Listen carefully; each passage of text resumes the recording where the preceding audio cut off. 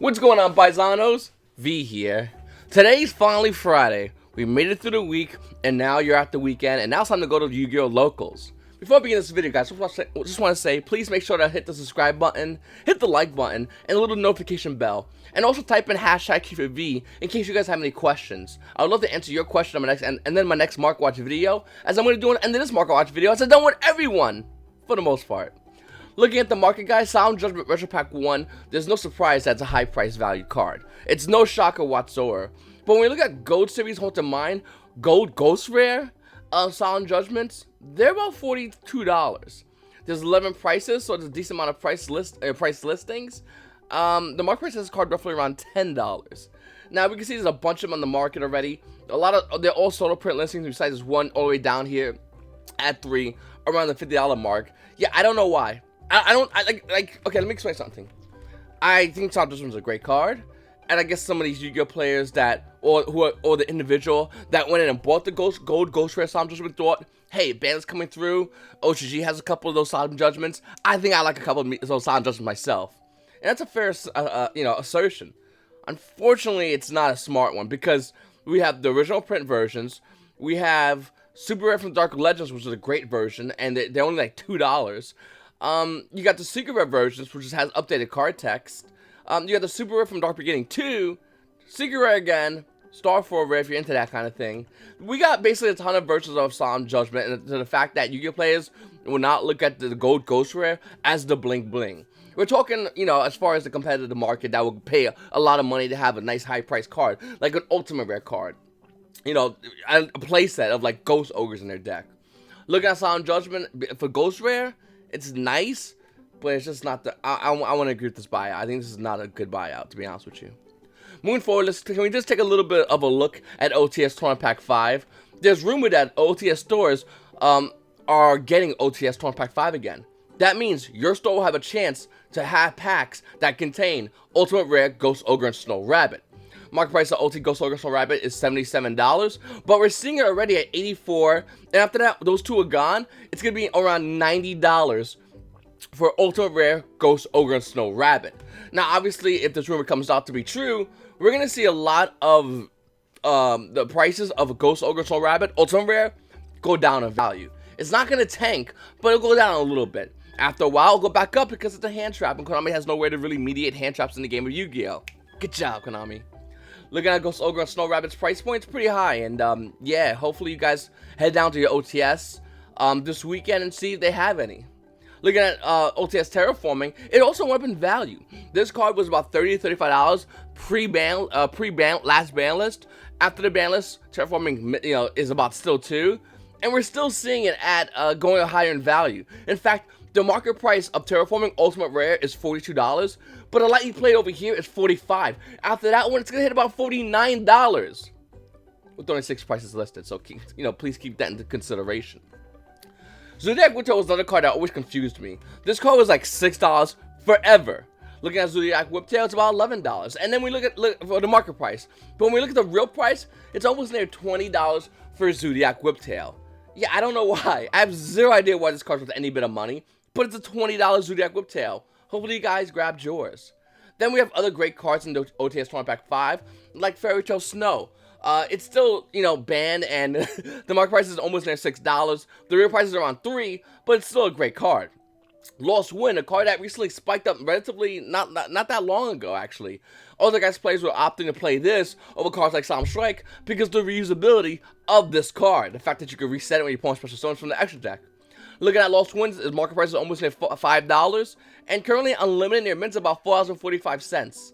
So yeah, pretty good, super rare. Then you have Disciples, which is almost near $5. True Draco Apocalypse is around $4. Dogaran are $4, almost near $4. It's a Kaiju. Secret Village Commons are like a $2, even though we have super rares, sure. Then you have App Zero for the E-Hero players to eat them up. A lot of great cards in here, to be honest with you. And once again, if this rumor turns out to be true, we're going to see a lot of Yu-Gi-Oh players have access, again, to great cards like Ghost Ogre and Terraforming mainly. Up next, Dark Lords as a deck core. Now, you guys know I'm a big fan of collecting deck cores. I love deck cores. I think deck cores are the greatest. If you guys don't know what they are, you basically just buy a core of a deck. You don't buy any add-ons. You don't need a terraforming, any of that jazz. You just buy a bunch of Dark Lord cards. Right now, looking at Dark Lord cards like Excel, the card that used to be like $20, $25 that had a reprint, its new price point is under $3 for Dark Lord Excel. And looking at these Dark Lord cards, it's a pretty good deck core to buy. It's relatively inexpensive. The artwork on these cards are amazing, and it's very cheap and under the radar. Once again, Dark Lord Excel is around under $3. You have Nastin's also under $3. You got Rebellion around $3. Morning Star, you're gonna be surprised, about $2. They got a bunch of other these Dark Lord cards, and once again, like I said, guys, I think this is a great deck core to buy into. It's insanely inexpensive. Came out of Destiny Soldiers, which OTS stores still have access to these booster boxes, but they are drying up, and you're gonna see a lot of these Dark Lord cards start to go up once everything dries up. Also, Allure of Darkness is in this set as well, super rare. It's about $3, and Allure of Darkness is slowly increasing back up. I talked about this a while ago on one of my market watches about how Allure, even as a common, is increasing its price points because it's such a good card, and it's hard to find, and it's at 3. Konami went from limiting this card to just going, okay, here, have 3. Pretty crazy. Moving forward, spellbooks are going up in the price. Sure. Look at our Ultimate Rare Spellbook Power for Master Pack 2. Unlimited has this card at $52, higher than its $37 market price. I mean, you can always get the common Spellbook of Power that came out in Return of the Duelist, 24 cents. But yeah, Ultimate Rare Spellbook of Power is $52. After that one's gone, we're going to see it around 56. After that one's gone, roughly around 57s for Spellbook of Power Ultimate Rare. Now, I don't know why this card went up in value, but I do want to say something real quickly. With speed duels coming out, and us knowing spellbooks are in dual links, there's a good chance we're going to see a reprint of a bunch of these spellbook cards. Probably a great chance, actually. And that includes Spellbook of Power. Now, for you guys out there that want to get an Astro Pack 2 Spellbook of Power, well, Ultimate Rare, that's going to cost you a little bit extra. And to be honest with you, I'm not sure if it's worth it. I'm not sure if spellbooks are going to see any kind of meta play. Another reason why this card went up in value, because it's in the new Spellcaster Structure deck, and you're going to place one of Max Revenue spellbooks now, in case it kind of has any relevance. Fun fact, it doesn't. without the Spellbook's ban card, it doesn't matter. Moving forward, Spellbook of Fate, another great card. We saw a while ago the Ultra Rare Spellbook of Fate from Abyss Rising go up in value. It has about a $7 market price. First edition versions of this card are around $6.50, almost near $7. After that one's gone, the market price has this card almost near $7 for the Ultra Rare. But the real money comes in Spellbook of Fate, Ultimate Rare. Market price is about $8.50, and Unlimiteds are almost at $10 for Ultimate Rare Spellbook of Fate. That's for Unlimiteds. As far as First Edition Spellbook of Fate, it's almost near $15 for Ultimate Rare Spellbook of Fate. Once again, higher than its $8.50 market price. Moving forward, guys, Elemental Hero Flare Neos, $8 market price. Ultimate Rare came out Power of the Duelist. You know it's not $8. It says Hero in its name. It's $100. It's $100 for only one copy of this card listed on TCG Player. Any of these Elemental Hero cards, like this one, Aqua Neo says as low as $2.93. I'm gonna give you a little fun spoiler.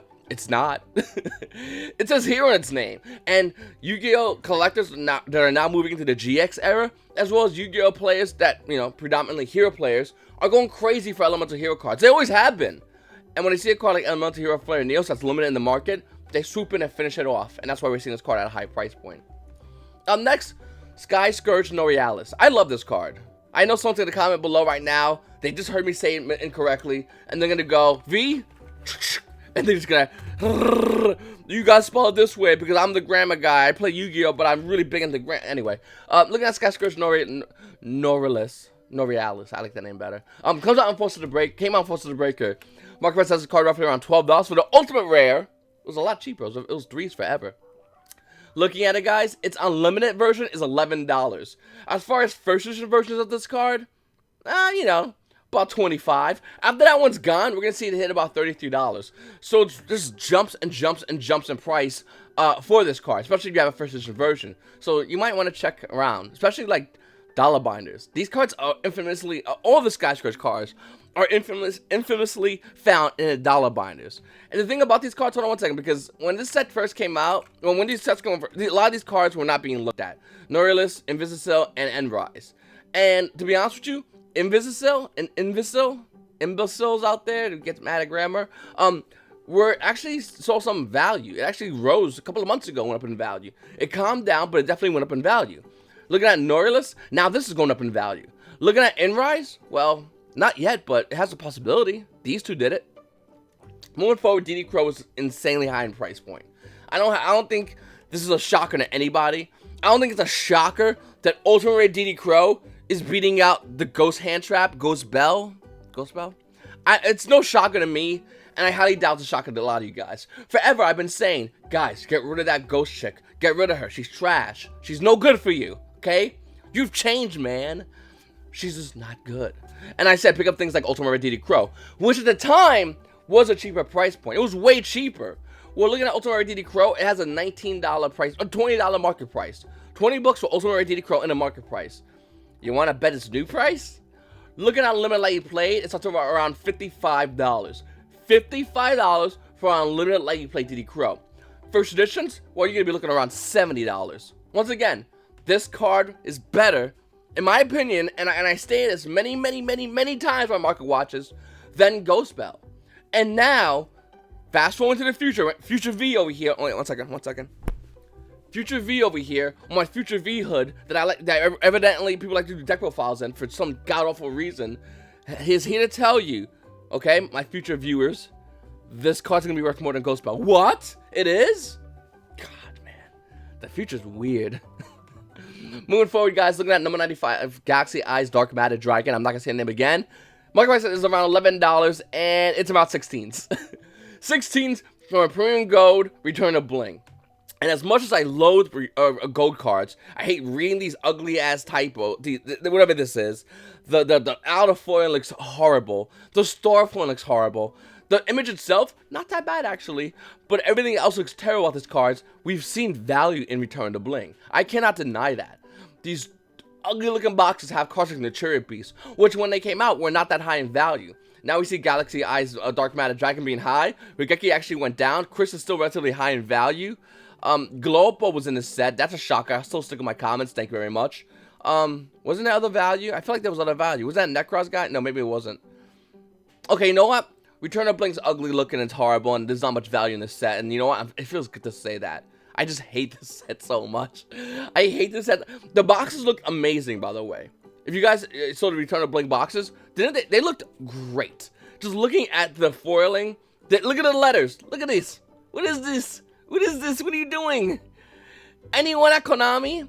I want to be there in the office as they just show the first Return to Gold cards, and everyone in the office went, ooh, and I'm like, garbage. I would have let my garbage on fire next to me. There would have been garbage on throw it in there. Just throw it in there.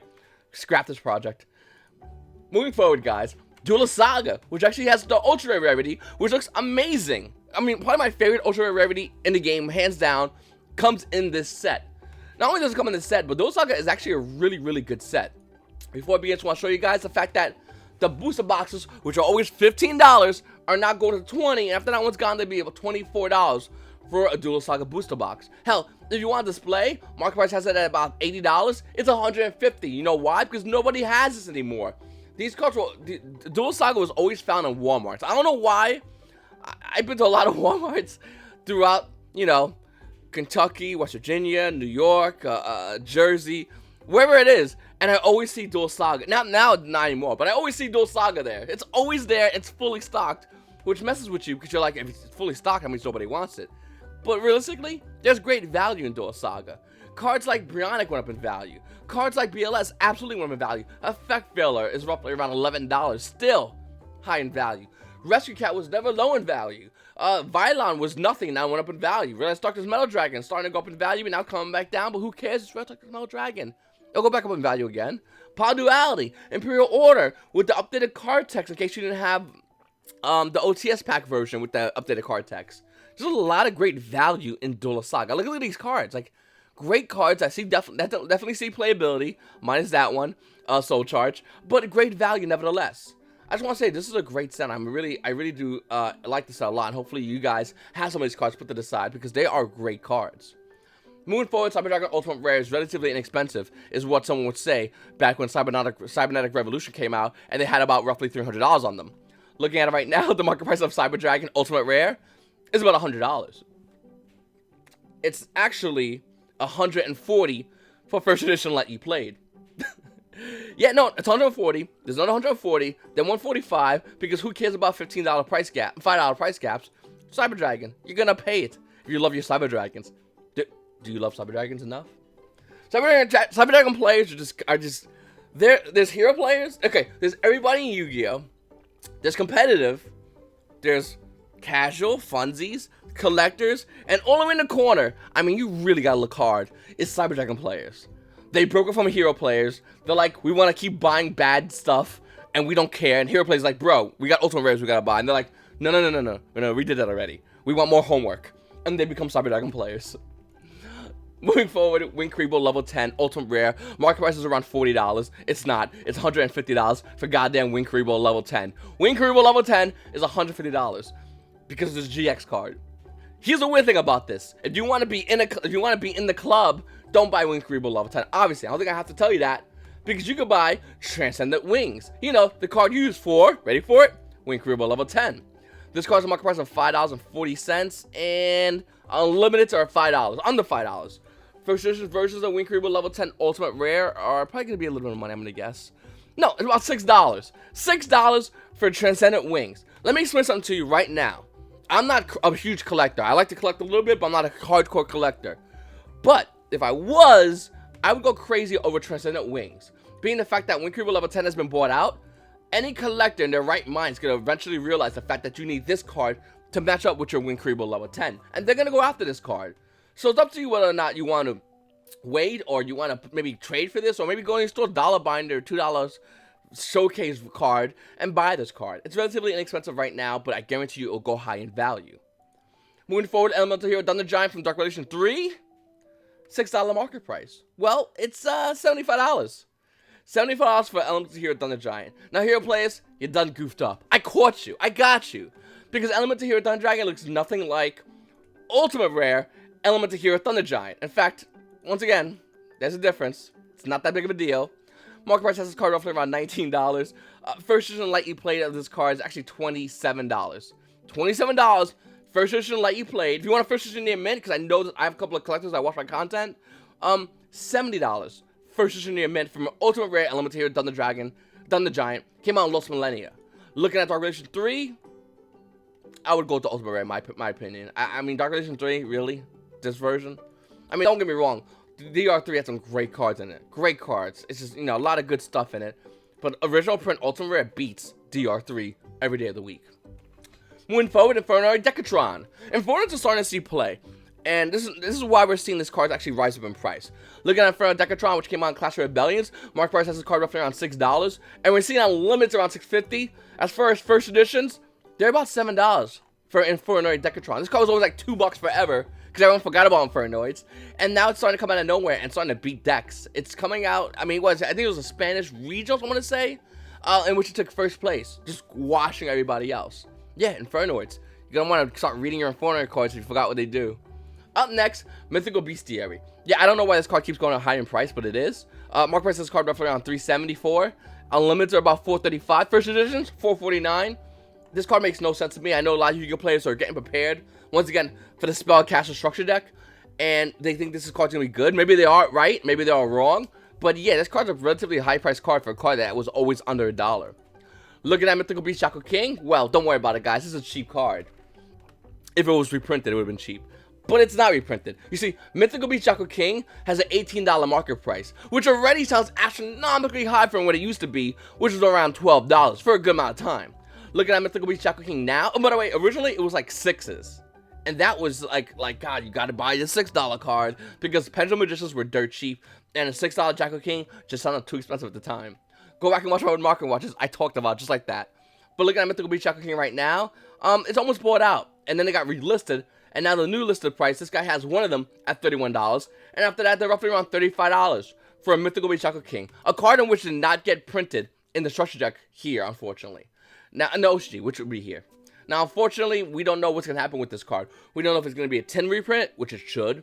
We don't know if it's going to come out in the next Yu-Gi-Oh! The Yu-Gi-Oh! Series that has, the Yu-Gi-Oh! Basil Legends. We don't know. Or an OTS pack. But I feel, and I think, and I'm pretty sure that we're going to all agree that it's inevitable it's going to be one of those three. So you could not spend $31 and just wait till that happens. Moving forward, guys, looking at Anti-Spell Fragrance, the card, I think it's a phenomenal card. And if the Spellcaster Structure deck does show any kind of viability in the OCG, there's a good chance it might show viability here in the TCG. So, what do?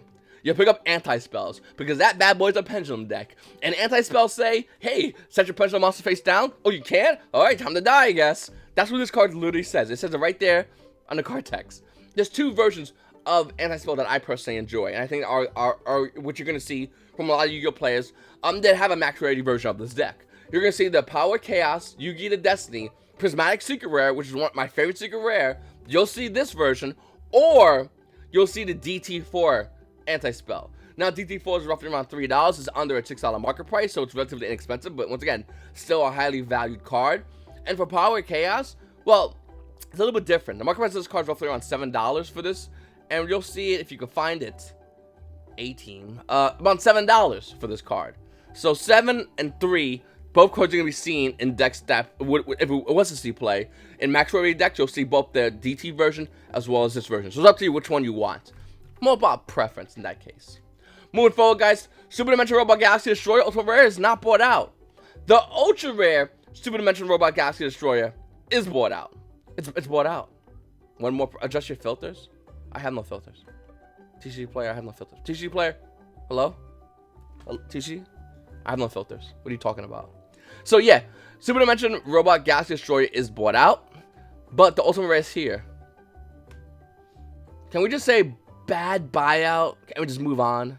I mean, look at the market price of this card. It's $8 for an Ultimate Rare, higher than the Ultra Rare, which is bought out. Unlimited's around $9.40 for Unlimited. First edition's around $10. Whoever did this buyout, did you not see the fact that you have an Ultimate Rare version of this card? This is a horrible buyout. This is an absolutely horrible buyout. You can't take advantage if you want to get this card. It's about $9 to $10 if you want it. I personally don't, but it's right here. It's someone did a bad buyout. Capitalize. We've seen this buyout before, by the way. We've seen something like this just before with El Shikanaga. They had a Secret Rare, they had a Megaton, and they had the Ultimate Rare, and they brought out the Secret Rare Megaton version, not the Secret Rare version, which went up a little bit in value, and they forgot about the Ultimate Rare. Now it's kind of swapped back. The market adjusted itself, and now Ultimate Rare is high for Shikanaga, and I'm guessing that might happen with this card if it was to see viability, which I don't think it's going to. Moving forward, Torgai from the Underworld is high in value. Of course it is. Ultimate Rare Target from the Underworld is around $72 in this market price. Unlimited version of this card is about $75, and after that $75 is gone, you'll be surprised. Because it's actually, that's it. There's a Portuguese, there's an Italian, and they're about 95 and 110 respectively. That's it. Torgai just about bought out. Ultimate Rare. Konami, it'd be great if Konami could control, I mean, I ain't gonna lie, I own one of these. I would find it hilarious if Konami made Torgai go to 3.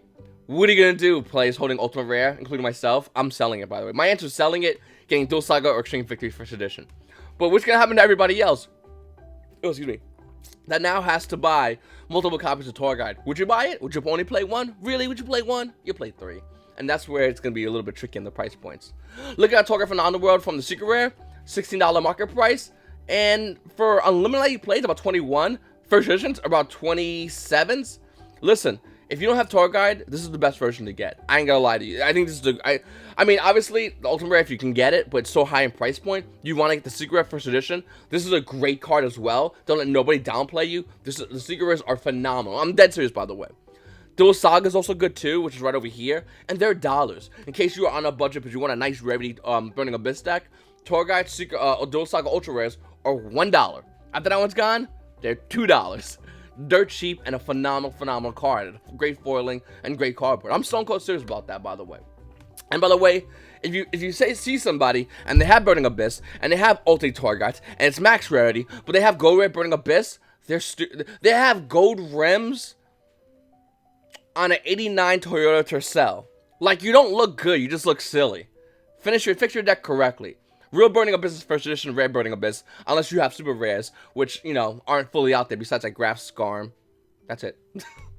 Moving forward, guys, to the comment question of the day. Actually, someone had a great question, and I'm going to do a Q4V, but someone had a great question. What are your thoughts about investing in an entire R-Shape / deck? I just bought a bunch of Sylvan and Plant cards online, in the hopes that when a Plant Link monster finally drops, they go up, since I don't see anyone considering how good Sylvans could be once aromatherapy Jasmine gets released. All right, so I think that I love Simmons, by the way. I really do. I didn't like Simmons when it first came out because everyone was writing on them. There was a weird format. We were in like, ooh, sorry about that. We were in a weird kind of like hat format, and I was a big fan of Simmons. I ain't gonna lie. I really didn't like him. But afterwards, after a while, it was me randomly seeing Simmons and dollar binders.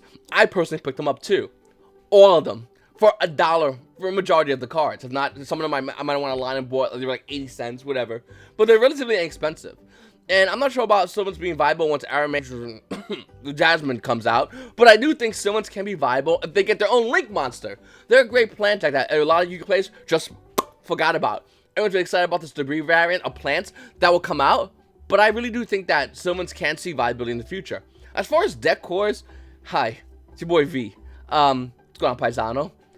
I have a ton of deck cores. I love deck cores. Deck cores make me so happy.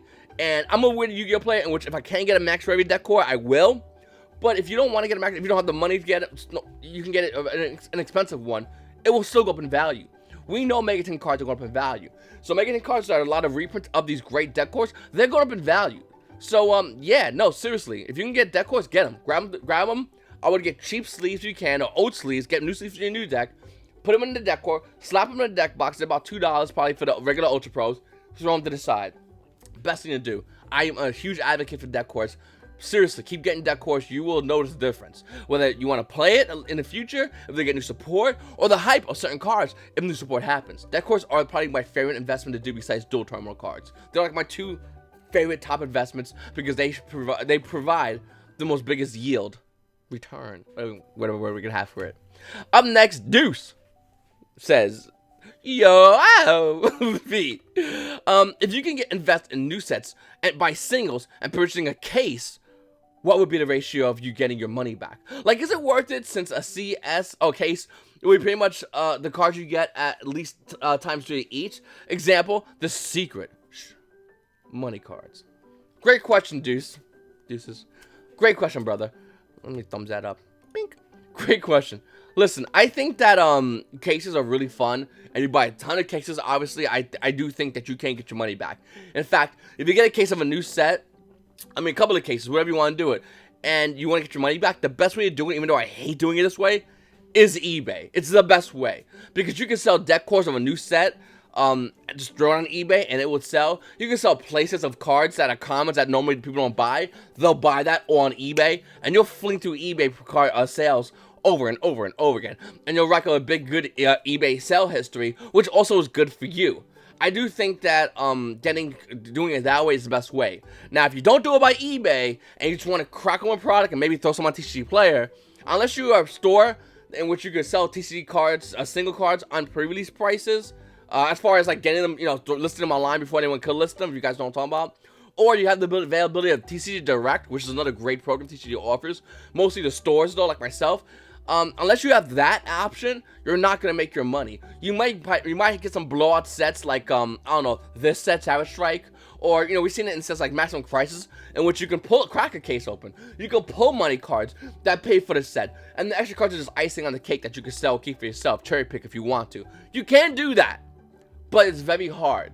I would recommend if you wanted to go that route, you definitely want to go do eBay. I hate eBay, by the way, because you got a listing fee, you got to sell it, you got a fee when you sell it, you got a fee when the money goes into your PayPal bank account, and then PayPal takes a fee when you withdraw the money. So I really don't like eBay and PayPal because they were owned by the same corporation. They got broken up because, monopolies and stuff, and I just hate eBay and PayPal. I really don't like using it. I don't recommend it. It is a big, big pain, and once again, you can do it. I think buying cases and cracking them and selling them, unless you have a great deal with a card shop owner or you find a way to buy from a distributor, even then, I wouldn't recommend it.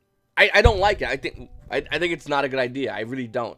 I think the best way to do it, if you are a vendor, then you can make your money. But other than that, it's just so hard to do that. It's really, really rare. You can make some money. You buy a ton of cases, you probably will turn a profit. But the problem is, it's just... We're talking about razor-thin margins on a lot of work. I mean, a lot of work. Stamps add up when you're selling $2 cards.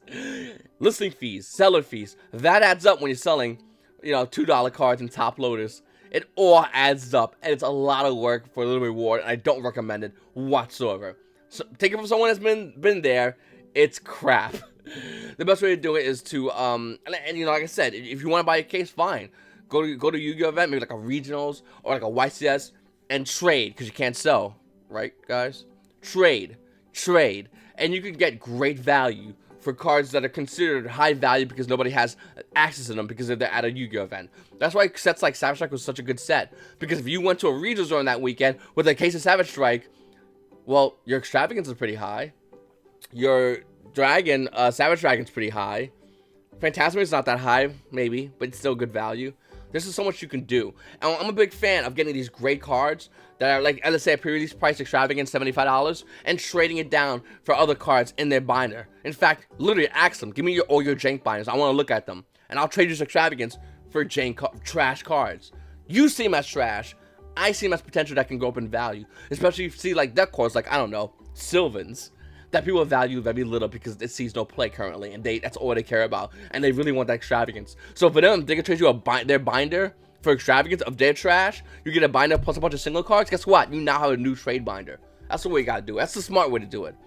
Anyway, guys, I really appreciate you guys watching my video. Once again, please make sure to subscribe.